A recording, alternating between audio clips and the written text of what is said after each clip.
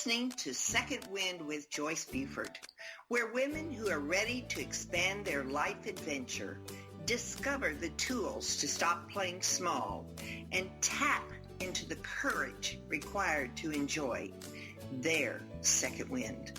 Welcome. Good morning, all of you beautiful people out there. I'm delighted that you have joined us today for this podcast and for my guest. You are going to thoroughly enjoy this interview. It's not exactly what you might think was just a normal life, but she has indeed turned it into a life of great value to herself and to the others around her. Her name is Mary Beth O'Connor, and she has written a book called Junkie to Judge. Now, you know, that's kind of opposite, you might say. But this is her one-woman triumph over trauma and addiction that she has experienced through her life. And she's helping other women by giving of her life and her story. So this is the little intro here. Mary Beth has been sober since 1994. She has also been in recovery from abuse, trauma, and anxiety. 6 years into her recovery, Mary Beth attended Berkeley Law. She worked at a large firm, then litigated class actions for the federal government. In 2014, she was appointed a federal administrative law judge, which position she held until 2020. When Mary Beth became a director and secretary and founding investor for She Recovers Foundation and a director of LifeRing Secular Recovery. She's regularly speaks about multiple paths to recovery to groups such as Women for Sobriety. She's indeed giving back so much. Thank you, Mary Beth. I'm delighted that you're with Second Wind today. Well, thanks for having me. Really glad to be here.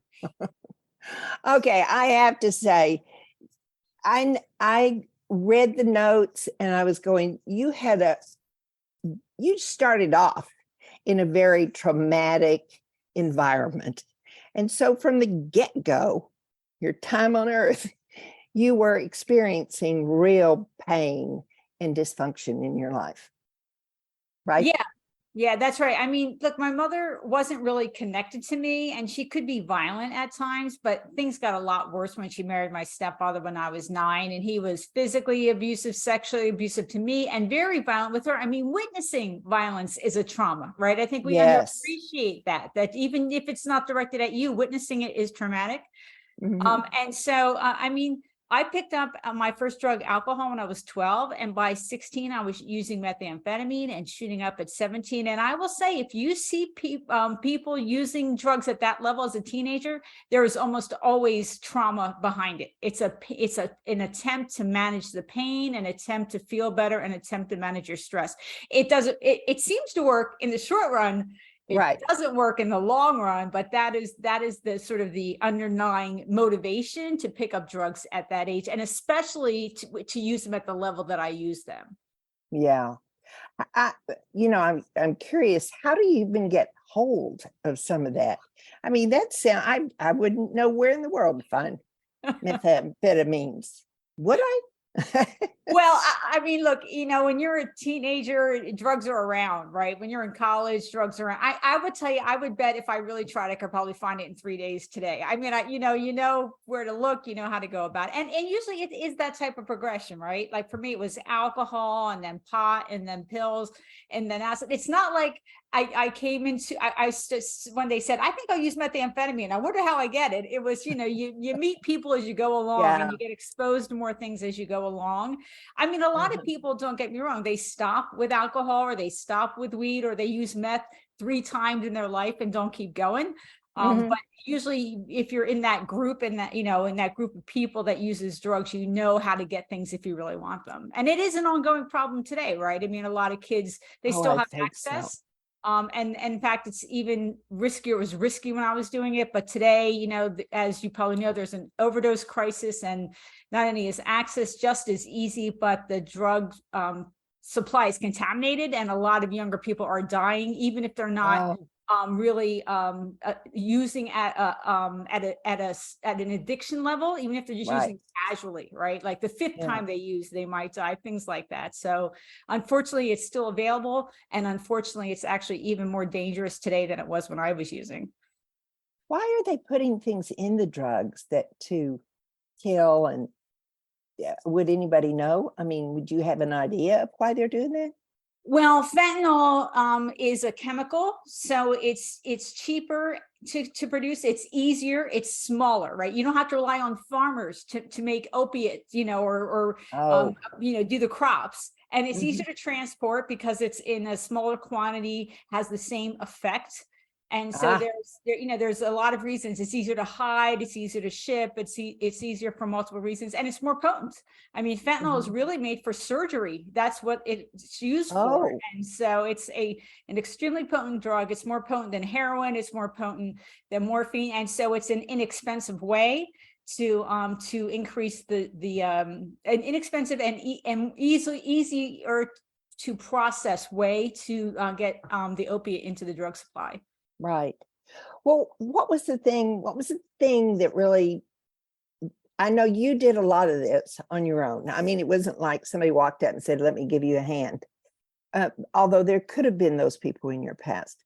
But what was it that was the beginning step that you said, oh, I got to change? Was it the school, or was that it? No, I mean, I didn't get sober till I was 32. Right. So I used for a very long time. Now, I did do a little better in college because I left home and I wasn't in an abusive household, and I didn't use meth as much, but I had a really violent multi-assailant rape in college, and I moved in with a violent boyfriend, and then I picked up meth again, and I used until I was 32. So it was 20 years of using, and really 15 of those were meth. And so by 32, I mean, it was multiple factors. I mean, I was having physical problems, meth is a toxic drug, and my body was showing the impact. I was really sort of exhausted beyond exhausted. My partner was ready to throw me out. I was just really in a depressed and hopeless place. And so sort of as a last resort, I thought, it's like, well, let me try rehab. Let me try rehab. Not that I thought I could succeed at it. I had no confidence in my ability to get sober, but at least, let's go find out what it's all about and give it a shot.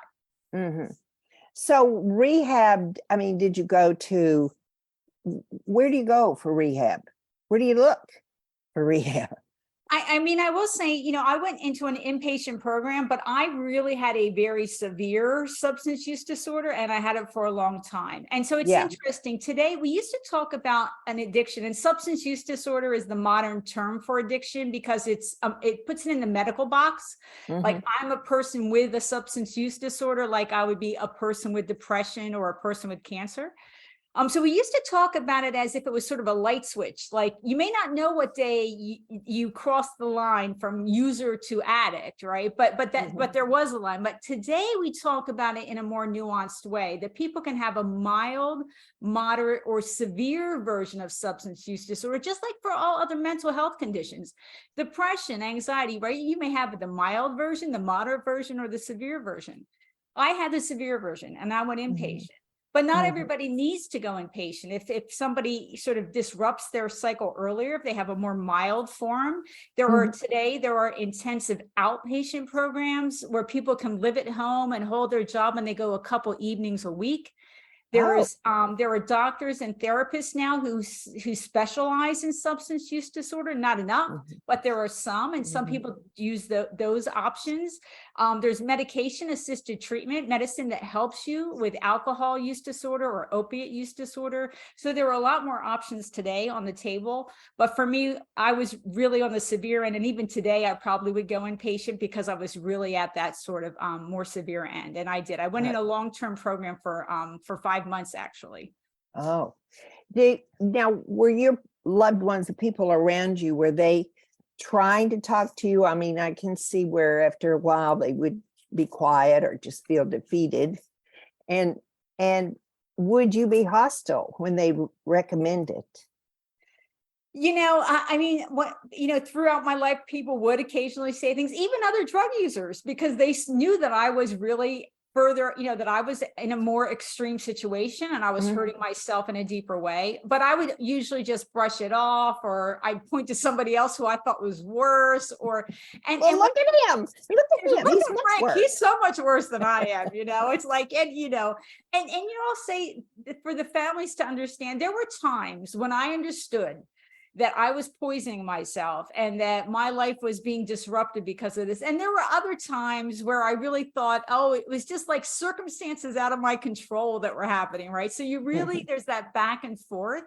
And even when we start trying to get help, it's not like most people walk into recovery 100% committed to abstinence. It's usually a process. And even if they are committed, they don't have the skills. Most people don't have perfect success from day one. They need to build up the skills.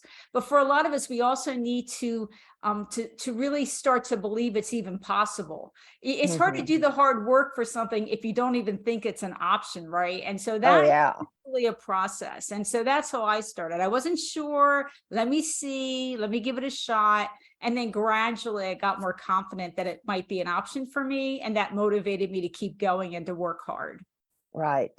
Well, I'm assuming from your notes that I've read that you really didn't have a family unit that supported you this, because they were part of the problem.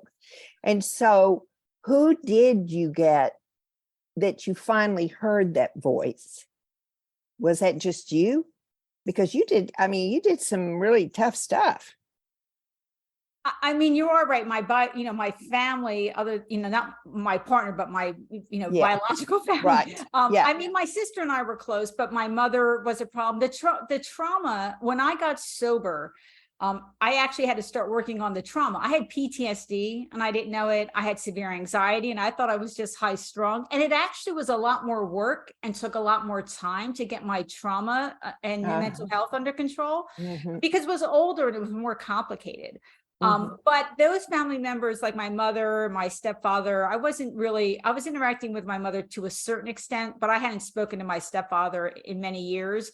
But my partner I was living with, who is now my husband, and but like you say, he was overwhelmed. He really didn't know what to do. It wasn't that he was also, it was years and years and years of seeing me do a little better and then worse. And so he was feeling hopeless. And so when I went into treatment, he was making no promises about what was going to happen when I got out, But when I got out, he was willing to try, and we did couples counseling, and he saw me getting better and better. And so we actually I have 29 years sober, and my husband and I just had our 39-year anniversary. So we are still together. Yes, good. Well, I'm thinking of my listener out there that could be, she's getting flashes of a friend that she knows is involved in something. And how could she be of help to her? I talk a lot to the friends and family, a lot of ideas had changed in the 29 years that I've been sober, including because there's better science and research. And so the idea of tough love or codependency, those are not really modern ideas. Those are hangovers. And so today we talk about the value of maintaining the loving connection with the person with a substance use disorder. Because when somebody goes into recovery, if they have loving and supportive friends and family, their odds of success are higher. Really? There's also a technique now, it's called CRAFT. It's community reinforcement and family training. And you can Google that and find videos and read up on it for family members. And it's really more of a positive reinforcement approach than a negative reinforcement approach. But the old version and the new version both do discuss that family members can't control the process or make the person get recovery when they're ready. Look, I'm friends and family too, right? I mean, everybody I know in recovery, we too are friends and family. And I understand the frustration when they won't listen and you're right. But there are some techniques that you can use to maintain the relationship and to possibly sort of reinforce any positive signs that you see. And so I would look up CRAFT and get some information about that if I were a friend or family member today. Okay. And now I was trying to picture how you made this transition from junkie to judge. And I know that probably that course and going back to school was a big, big help. It cleared away a lot. Were you totally clean by the time you were going in college? So I did college when I was using less, like shortly after high school. And then I used for 10 more years. But when I went to law school, I was 6 years sober when I went to law school. Okay. Yes. And then I was 20 years sober when I became a judge. And I really emphasize those dates: 6 years sober, 20 years sober as a judge, because it wasn't as if I went into recovery and thought, I'm going to be a judge one day. Yeah, I want to know that. It was really about sort of what's the right next step. I mean, I had worked my way down the corporate ladder in my addiction, right? Because I couldn't hold a job, and my resume was a mess when I got sober, and I had to start from where I was. And so it took me 6 years to sort of move up professionally to middle management, and then to be both emotionally but also cognitively ready to go to law school and pick up where I really would have been originally if it would have been for my addiction. So it was definitely that process. What's the right next job? How do I get the skills for the right next job? How do I move forward? It's incremental. But, when you focus on incremental goals and steps forward, it's amazing what you can do in 6 years or 20 years. The world is almost open to you if you can just keep moving forward step by step by step. Well, were you ever stopped or not selected because of the extensive drug use that you'd had in the past? Were you ever overlooked for positions that you knew that was happening? Well, not once I got sober, because the jobs I was going for, I mean, when I was using, I wasn't getting jobs because I had a horrible resume, and that was because of my addiction. They didn't know that was because of my addiction, but they knew something was amiss because I had a Berkeley degree and good grades, and then look at my work history. It's hard. It's terrible. Right. So there were certainly jobs who thought, well, she's got the right education, but there's a problem here, and so we're not going to hire her.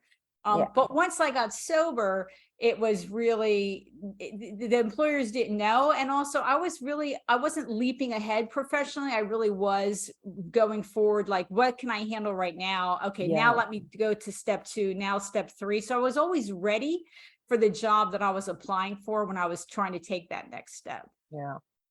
Well, what made you take this next step, which is writing a book about your trip, your journey, and sharing so much? I mean, that takes a lot of courage to me. But so I do want to share that with you. I think you're full of courage. Oh, thank you. Thank you. I mean, look, when I was appointed a judge, it was sort of a natural reflection time. Like, how did I do this? I was shooting meth in high school. I did not get sober until 32. And now I'm a federal administrative law judge. Yeah. But also I thought hard about, is there any value to my story? Can I be of service with it? Can I add value? And I really thought a lot about, I think it's underemphasized, that trauma and substance use disorder connection. The reality is that my odds of developing a SUD were like 4 to 6 times the national average because of my trauma history. And another way to look at that is that 55 to 70% of people with a substance use disorder have some kind of trauma history or other mental health challenge. But also, I didn't get sober the 12-step way, the AA way, the alcohol. So I did it the secular way. And the memoirs that I read, they were really pretty much all 12-step memoirs. And I support 12 steps when it's a good fit, but it wasn't right for me. And it's definitely not the only way. And a lot of people do it other ways. And so I thought I could use my memoir as an example of recovery, doing it the secular way. And so 30% of my book is actually about recovery, my substance recovery, my trauma recovery. I go in detail of the first 3 years of my recovery. And then at the back, I have some guidelines and a checklist for newcomers to recovery or friends and family. So I really wanted to have the book serve the function of providing information, providing sort of an example, a reassurance, but also to help reduce stigma, to say, look, even somebody who's shot meth, if she's sober, can be a productive member of society, which to me just reinforces that we need to help the people who are struggling. They Right. deserve our help. They deserve it anyway, because they're human beings, but also who you're looking at in the midst of their addiction is not who they really are if they're sober. Let's help them Yes. get to that better place. Well, you created did you create the LifeRing Secular Recovery? Is that your baby? Well, I've been on the board since 2017, but it pre-existed me. And I actually used that when I got sober in 94, their parent organization existed. And I partly used their parent organization. And She Recovers existed before me too. But I joined it about 5 years ago, I think. And I've been, one of on the leadership team since that time. So, and also She Recovers is not just for substance recovery. It's also for trauma recovery, mental health recovery, like eating disorders or, self-harm, all of that sort of in one place. Because most of the women with a substance use disorder have one or more of those other areas to recover from too. And so She Recovers is for all of that. So it was a really good fit for me because I check a lot of boxes that She Recovers covers. Yeah. Is that larger in some areas of the United States than in others? I haven't seen either of these, but. Yeah, so She Recovers has about 325,000 members nationally. And so we have a very strong online presence. There's a private Facebook group. There are daily meetings, but we do have local chapters, and we're getting more and more activity in the local level for face-to-face meetings and face-to-face activities. But they started out online, but we've been expanding sort of out into the real world more and more. That's wonderful when you think about the reach and the possibility of the computer being, it's like a new world. Okay, I have some other questions I want to ask you. When you reference trauma in the title of your memoirs, what type of trauma do you mean? I mean, I certainly was beaten, my mother, but especially my stepfather, he molested me when I was young, and there were a lot of sexual threats from him throughout my teenage years. I had 2 multi-assailant rapes separate. I lived with a violent boyfriend. And I had a lot of other sexual assaults at a lower level than that, but today we would categorize them that way. The idea of consent has really evolved, and I didn't have that in my mind at the time, but there were things that happened that were actually crimes. Like when I was 13, an 18-year-old I had sex with at the time, I didn't understand that was actually criminal. But I had a lot of things like that. So it was long-lived. It was sort of part of my daily life, especially after I was 9. And it was varied, both inside the house and outside the house.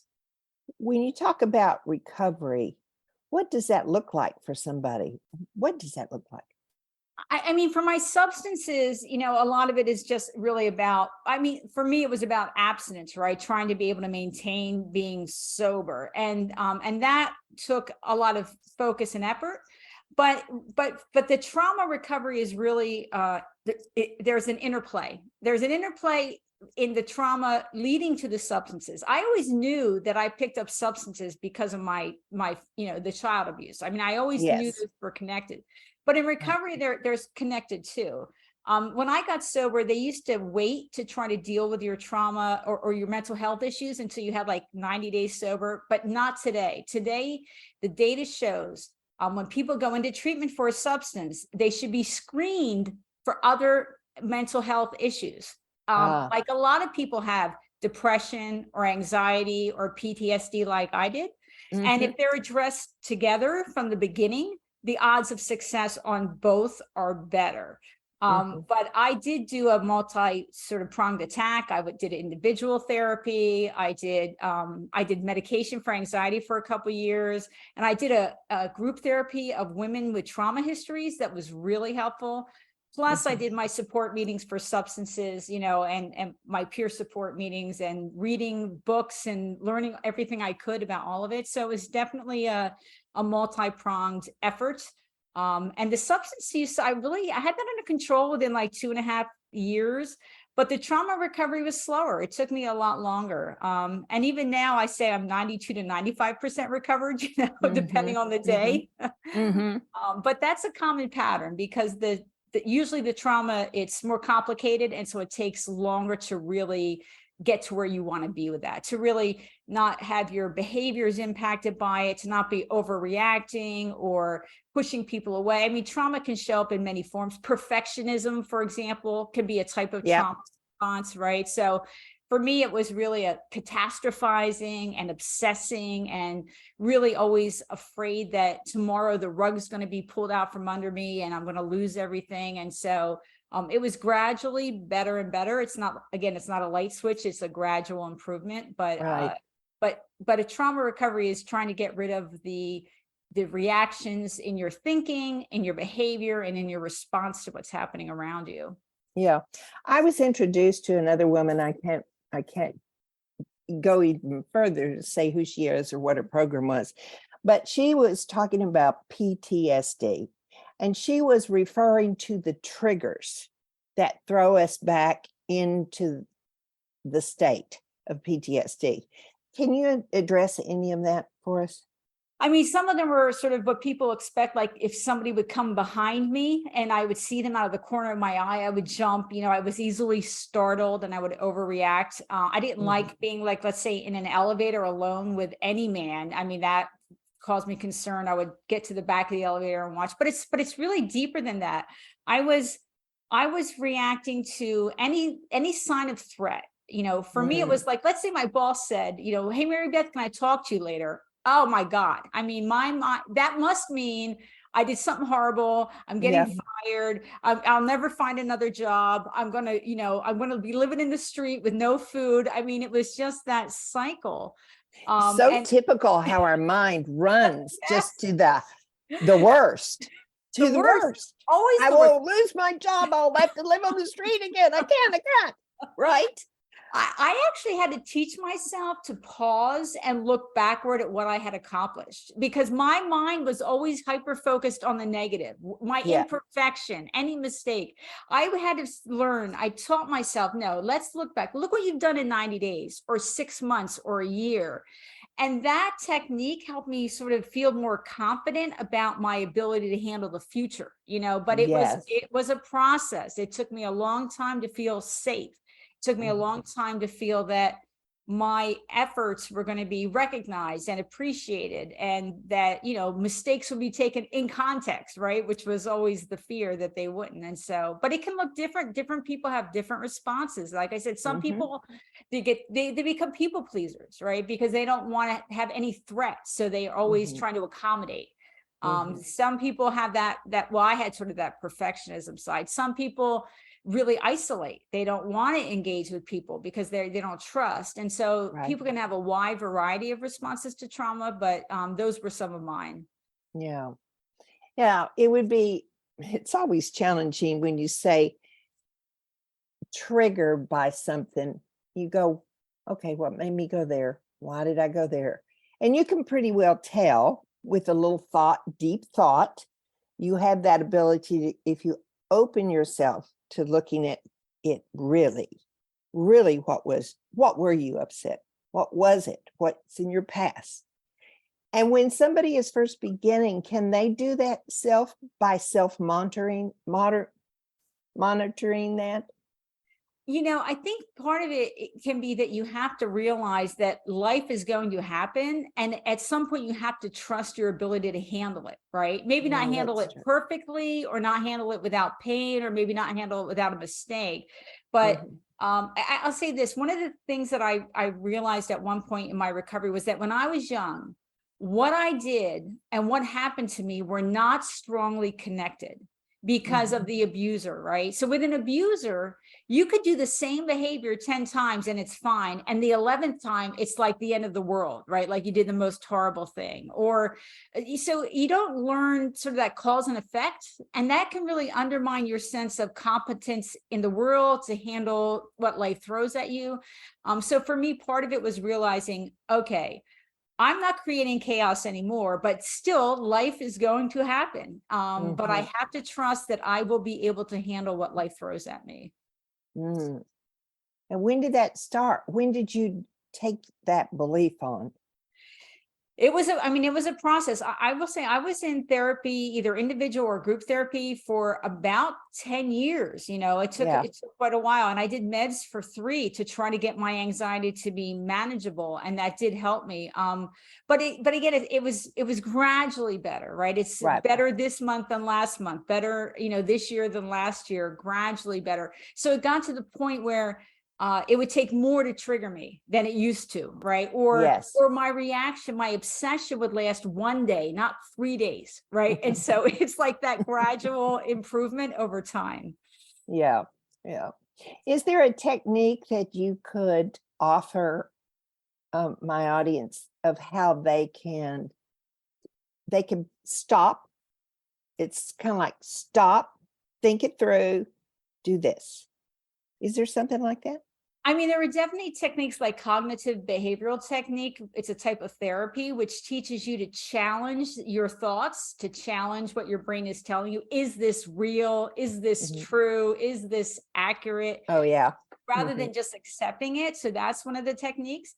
A lot of people benefit from meditation, which can really sort of quiet the brain, quiet the body.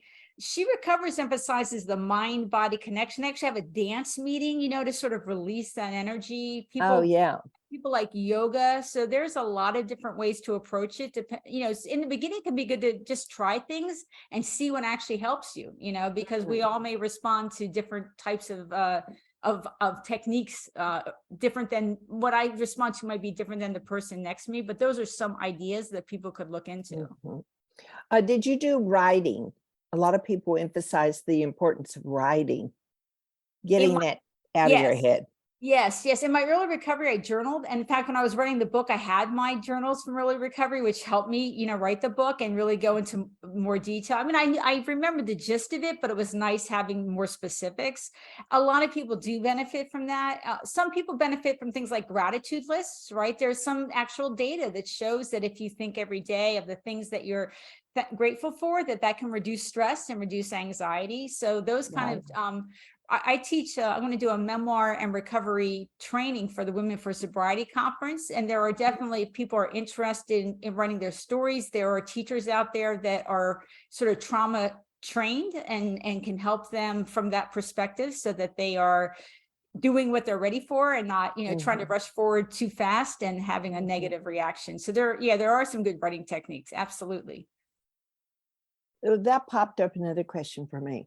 How do you know when it's time for you to progress into another level? I think for me, I think the writing is very important.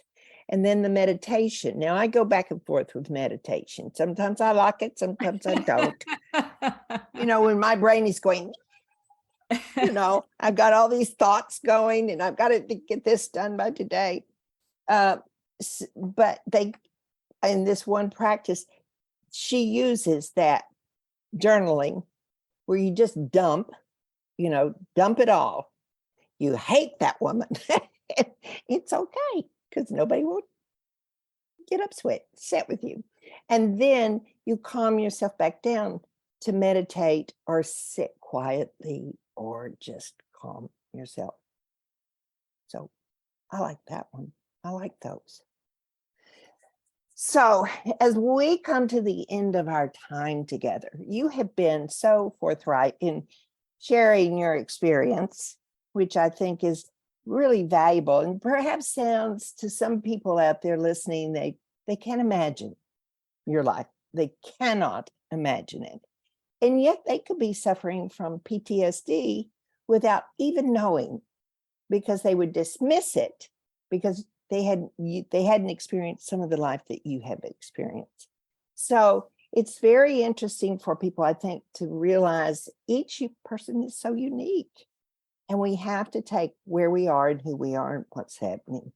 So I know that they shared this with you, but I took another course that I'd like to close with the word joy. And I think, like the gratitude, joy for me is kind of that word that kind of lets us realize we do experience joy in our life, even if we don't think we do. And it's if we have more joy opportunities built into our life, then we've got a valuable tool there. So my question to you, may I ask it? Sure. If you would tell us about an experience, and normally I think when I say joy, like in my mind, one pops up. I know it. And a mother pops up another one. But anyway, could you share, or would you share with us, a moment of joy that you've experienced? Well, the one that I think of right away is, as I said, when I got sober, my partner was not at all sure we were going to make it, right? And we did a lot of work together, but still, it was hard. We both had anger and emotions, and I was in early recovery, and he wasn't used to talking about feelings, and so things didn't always go right, But when I had almost 2 years sober, because we've been living together, but he actually proposed. He was let's get married. Like, he was ready. In other words, to me, what it was a sign of trust, right? That yes, now he trusts that I'm going to be well, that I'm going to be a real partner to him, that I'm not going to be a weight on his shoulders, but I'm going to be, a partner, a loving long-term partner. And so that was the joy to me. In fact, it was funny because he got on his knees in a restaurant and he had written it out, what he was going to say, because he was so nervous. So cute.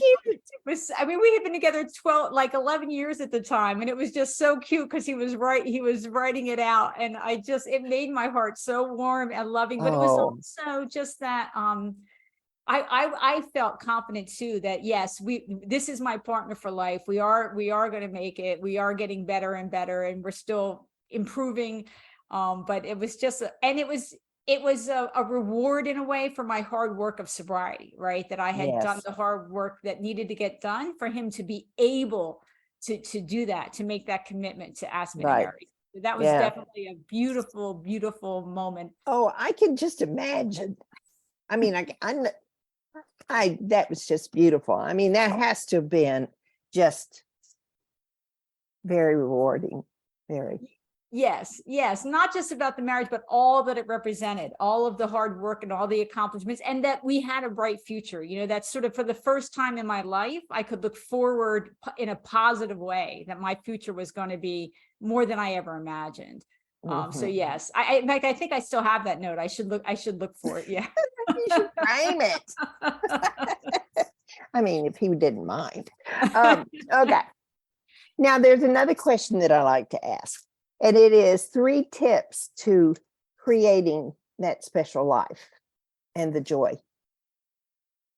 I will say, so one of the things I realized in recovery is that joy is not just those like big moments, right? The day-to-day joy is more sort of like, feeling comfortable and confident with where you are. And so some of the techniques for me that were important were some of what I already talked about. One of them was noticing my successes, right? Really noticing, wow, look what you've done in a year or 2 years, or you just got this great job, or even you did not overreact to that situation like you would have done 6 months ago, right? Like, that was progress. But it can really build our confidence to notice when we're actually making forward progress. It helps us keep going because we see that we've been successful.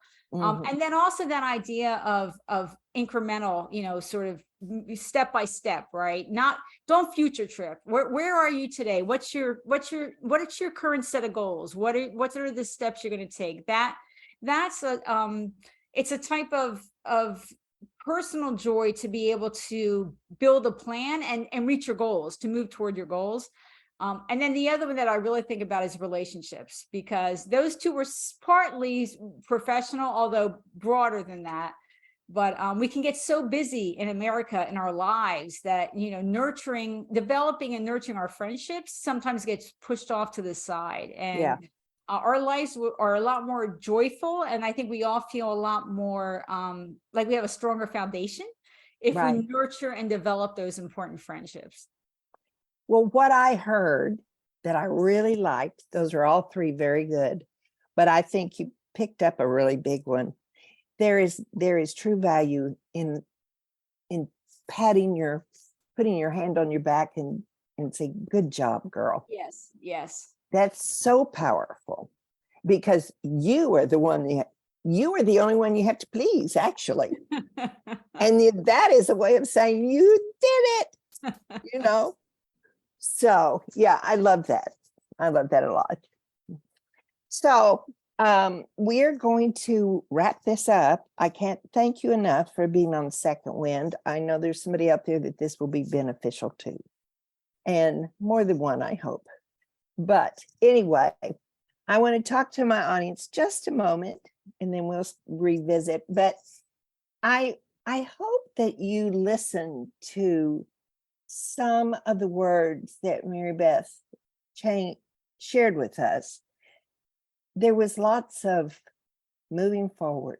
There was planning your next step. There was realizing that it's not just the abuse and trauma. It can be also some of the other things that you had experienced, and they will triggered you. The PTSD, I really encourage you to read about PTSD, because it is walking around with a lot of us. Not even if we didn't have the severe trauma that Mary Beth did. So anyway, just a suggestion, but one thing I do look forward to is seeing you here and sharing, if you will, share this podcast with somebody that could gain value from this discussion. I love that you're here. This is so important to me, and I hope that it's made a change in some way in your life. So I really ask that you go out, you have a great time, and enjoy where you are and where you're going. Thank you for being here. Till I see you next week. Hope so. I'll be here. Thanks for dropping by today. Bye. Joyce Buford returns next week at the same time for another edition of Second Wind. Through the Joyce Buford Empowerment System, women are receiving the support they need through their transitions and are able to reclaim their true purpose with confidence. They receive the tools they need to map out new lives. You can find out more about her coaching services at joycebufordempowers.com.